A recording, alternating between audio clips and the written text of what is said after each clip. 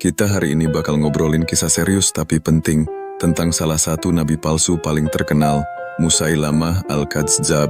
Orang ini muncul dari Najd, wilayah di bagian tengah Jazirah Arab. Dan percaya atau enggak, dari tanah gersang itu lahir salah satu fitnah terbesar setelah wafatnya Nabi Muhammad SAW. Coba bayangin situasinya. Rasulullah baru wafat, umat Islam lagi sedih, masih berusaha bangkit.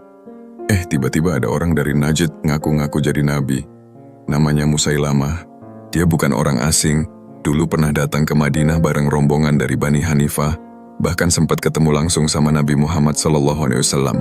Tapi begitu pulang ke Najd, dia balik haluan, bikin agama baru, dan mengklaim dirinya nabi. Kenapa dia bisa laku? Pertama, Musailamah pinter ngomong.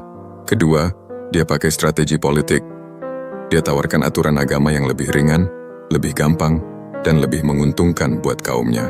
Jadi orang-orang Najd, terutama Bani Hanifah, banyak yang percaya. Singkatnya, Musailamah main di wilayah psikologis dan ekonomi. Yang lebih parah, dia sampai berani kirim surat ke Rasulullah SAW. Isinya ngajak bagi-bagi kekuasaan. Separuh tanah Arab buat Muhammad, separuh lagi buat dirinya. Dari situ Nabi langsung memberi julukan Al-Kadzdzab, si pendusta. Dan memang sampai sekarang nama itu melekat kuat di sejarah. Nah, setelah Nabi wafat, Musailamah makin menggila. Dari Najd, dikumpulkan pengikut puluhan ribu. Bayangin, dari wilayah yang dulu dianggap pinggiran, tiba-tiba muncul pasukan besar yang siap melawan Madinah. Abu Bakar, sebagai khalifah pertama, tahu betul kalau ini nggak bisa dianggap remeh. Kalau nabi palsu dari Najd ini dibiarkan, umat Islam bisa pecah dan hancur.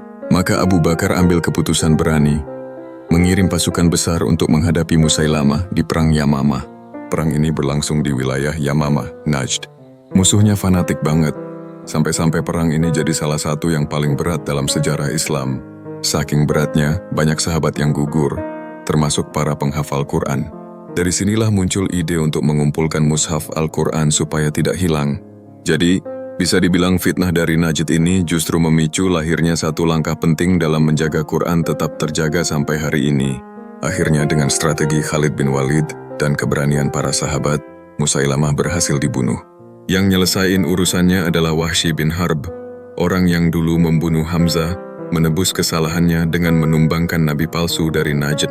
Sejarah punya cara unik untuk berputar ya. Wilayah Najd yang gersang ternyata bisa melahirkan fitnah besar. Dari sanalah muncul tokoh yang ngaku nabi palsu. Abu Bakar menunjukkan ketegasan luar biasa. Beliau nggak kasih ruang kompromi buat penyimpangan yang jelas-jelas mengancam agama. Dan kita belajar bahwa fitnah dalam agama seringkali datang bukan dari luar, dari orang yang awalnya mengaku Islam, lalu bikin ajaran baru.